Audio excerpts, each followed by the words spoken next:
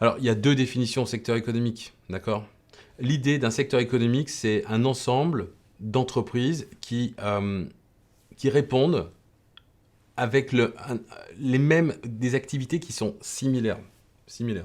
Généralement, on a trois grands secteurs économiques. On en connaît trois vraiment officiels et il y a le quatrième qui existe. Il y a le primaire, le secondaire et le tertiaire. Le quatrième, c'est le quaternaire. D'accord? On va aller voir dans la définition par la suite ce que ça veut dire.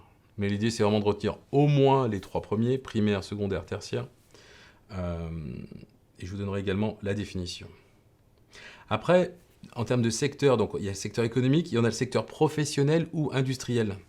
Donc là, c'est les familles de métiers qui sont très proches, d'accord? On ne parle pas d'activité d'entreprise, mais c'est les métiers qui sont très très proches.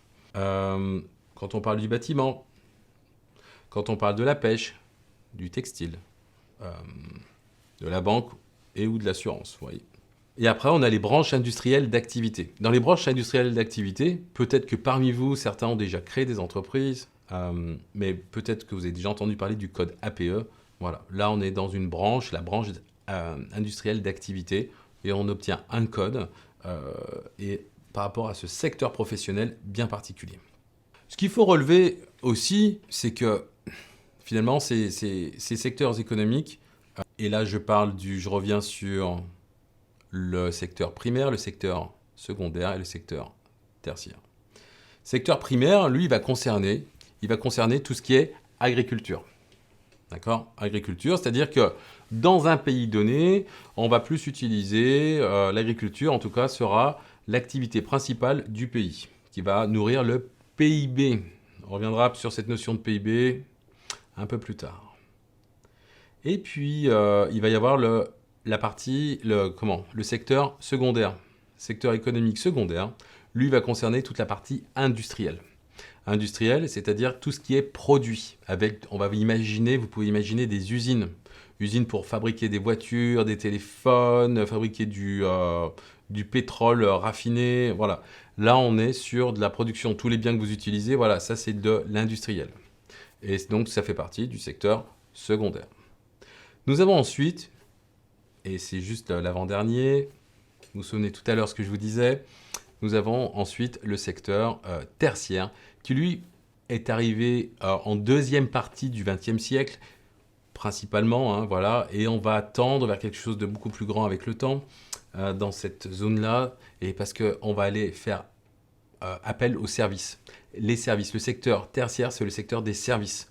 Comment les services se sont développés petit à petit au fil des années, des décennies, et aujourd'hui, il y a des pays qui ne sont pas encore à ce niveau-là. Il y a des pays qui sont encore ils utilisent plus le secteur tertiaire. Ils sont vraiment dans un secteur primaire. Vous voyez ce que je veux dire? C'est-à-dire qu'il y en a des pays qui sont beaucoup plus dans l'agriculture, des pays qui sont bien dans l'industriel, des pays qui sont bien dans le service.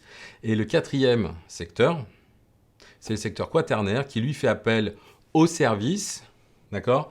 Mais avec tout ce monde digital, le monde de l'Internet, voilà, vous mettez ce que vous voulez derrière, mais c'est tout ce monde-là, quand on est en connexion avec Internet, avec le reste du monde, voilà, c'est le secteur quaternaire, d'accord? Donc à retenir ici, c'est très simple, 4 secteurs.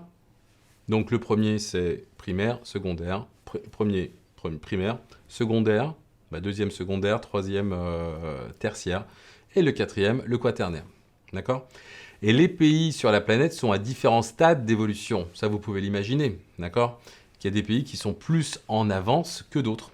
Alors, on retient des pays sous-développés ou en voie de développement, comme je préfère le dire. Voilà, pays en voie de développement. On a des pays qui sont en décollage, où l'industrie finalement se développe, mais les actifs agricoles sont encore majoritaires. Ensuite, nous avons les pays industrialisés. Donc, la population industrielle a dépassé la population agricole, d'accord? Et enfin, les pays industriels les plus développés, et finalement, l'essentiel de la population travaille dans les services. Je ne donnerai pas d'exemple, mais bon, vous en connaissez certainement, où on a de plus en plus de services. Voilà.